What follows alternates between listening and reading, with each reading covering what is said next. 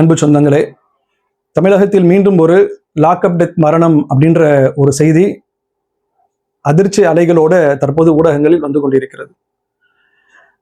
தற்போது துவக்கமாக அது சம்பவம் என்ன சொல்லப்படுது அப்படின்னு கேட்டா, அவர் கன்னியாகுமரி மாவட்டத்தை சேர்ந்தவர், இறந்து போனவர். 35 வயது மதிக்கத்தக்க சபரிவர்மன் என்பது அவருடைய பெயர். அவர் ஒரு மளிகை கடை நடத்திட்டு வந்திருக்கிறாரு. தடை செய்யப்பட்ட குட்காவை அவர் வியாபாரம் செய்தார் என்பது அவர் மீது சொல்லப்படுகின்ற குற்றச்சாட்டு. அந்த குற்றச்சாட்டின் பேரில் அவர் கைது செய்யப்பட்டு அவர் கொண்டு போயிட்டு சிறையில அடைக்கிறாங்க. கடந்த 9ஆம் தேதி வியாழக்கிழமை கைது செய்யப்பட்ட அவர் நேற்றைய தினம் 13ஆம் தேதி அவருக்கு உடல்நலக்குறைவு ஏற்பட்டிருக்கு அப்படின்னு சொல்லிட்டு மருத்துவமனைக்கு கொண்டு போறாங்க. அங்கு அவர் இறந்து போகிறார். தற்போது பிரேத பரிசோதனையினுடைய முதல் கட்ட அறிக்கை வந்திருக்கிறது. அதுல என்ன சொல்லப்பட்டிருக்கு அப்படின்னு கேட்டா, 19 இடங்களில் அவர் மிக கடுமையான முறையில் அவருடைய உடலில் தாக்குதல்கள் நடத்தப்பட்டிருக்கிறது. எலும்புகள் எல்லாம் உடைந்திருக்கிறது, தலை மண்டை ஓடு வரைக்கும் உடைக்கப்பட்டிருக்கிறது அப்படின்னு சொல்லிட்டு போஸ்ட்மார்ட்டம் ரிப்போர்ட் சொல்லுகிறது. முதல் கட்டமாக அந்த சிறைத்துறையில இருக்கக்கூடிய ஒரு 3 பேரையோ 4 பேரையோ அவங்க கைது பண்ணியிருக்கிறாங்க, நடவடிக்கை எடுத்திருக்கிறதாக சொல்லப்படுகிறது. இந்த இடத்துல நம்ம இந்த அதிகாரம் கொடுக்கப்பட்டிருக்கக்கூடிய சில காவல்துறை அதிகாரிகள் விசாரணைக்கு அழைத்து சென்று விசாரணை கைதிகளை அவர்கள் கையாளக்கூடிய விதத்தில் இதே மாதிரியான சம்பவம் லாக்அப் டெத் என்பது அல்லது இறந்து போகாமல் கைகால் உடைக்கப்பட்டு கடும் சித்திரவதைகளுக்கு உள்ளாக்கப்பட்டு இது மாதிரி நடைபெறுகின்ற சம்பவம் என்பது தொடர்கதையாக இருந்து கொண்டிருக்கிறது. இவனுங்கெல்லாம் எப்பதான் திருந்த போறானுங்க? இவனுங்களுக்கு எதிரான என்ன மாதிரியான சட்டங்கள் தனியாக இவர்களுக்காக எப்படி பிரத்யேகமான சட்டங்களை அரசுகள் உருவாக்க வேண்டும், நீதிமன்றங்கள் அவர்களுக்கான அரசுக்கு என்ன மாதிரியான வழிகாட்டுதல் செய்ய வேண்டும் என்பதெல்லாம் ஒரு பெரிய புரியாத புதிராகத்தான் இருக்கிறது. ஏன்னா எந்த விதமான மாற்றமும் இல்லை, அது அப்படியே தொடர்கதையாக நடக்குது. ஜெயராஜ் பினிக்ஸ் என்கிற இந்த இரட்டை கொலை சாத்தான் கொலை சம்பவம் என்பது நாடு முழுவதிலும் பெரிய அதிர்வலைகளை ஏற்படுத்தியது. கடந்த ஏப்ரல் மாதம் தான் அதற்கான ஒரு மாவட்ட நீதிமன்றத்தின் மூலமாக அமர்வு நீதிமன்றம் ஒரு உத்தரவு பிறப்பித்திருந்தது. அதில் தொடர்புடைய 9 பேரும் இரட்டை மரண தண்டனை கொடுக்கப்பட்டது.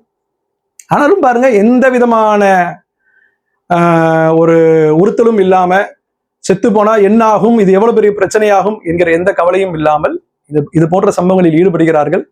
இவர்களுக்கு எதிராக சட்டங்கள், பிரத்யேகமான சட்டங்கள் இயற்றப்படாத வரையிலும் இந்த மாதிரியான சம்பவங்களை கண்டிப்பாக தடுத்து நிறுத்த முடியாது. ஒவ்வொரு சம்பவம் நடந்துட்டு இருக்கோம், அதுக்கு பிறகு அது பல வருஷம் நீதிமன்றத்தில் விசாரணை நடக்கும், அதுக்கு பிறகு அவங்களுக்கான தீர்ப்பு கொடுக்கப்படும்.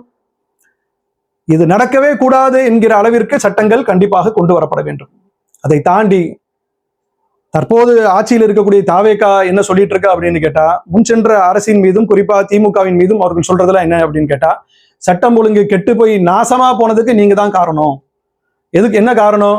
எல்லாத்தையும் வேடிக்கை பார்த்துட்டு இருந்தீங்க, அதனால குற்றங்கள் எல்லாம் பெருகி கொண்டே இருந்தது.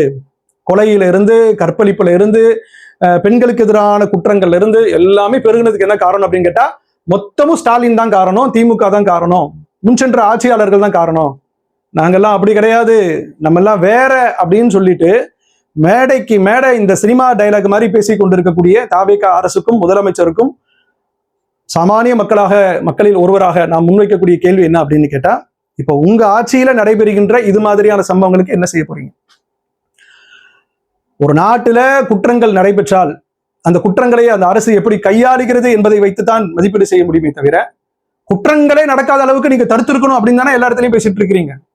அதுக்கு தானே நீங்க இந்த சிங்கப்பெண் படையெல்லாம் நீங்க அமைச்சிருக்கிறீங்க. நடக்கிறதுக்கு முன்னாடியே எல்லாமே பிரிவென்டிவ் மெஷர் அப்படின்னு தானே நீங்க சொல்றீங்க, நடக்கிறதுக்கு முன்னாடியே தடுக்கிறது அப்படின்ட்டு.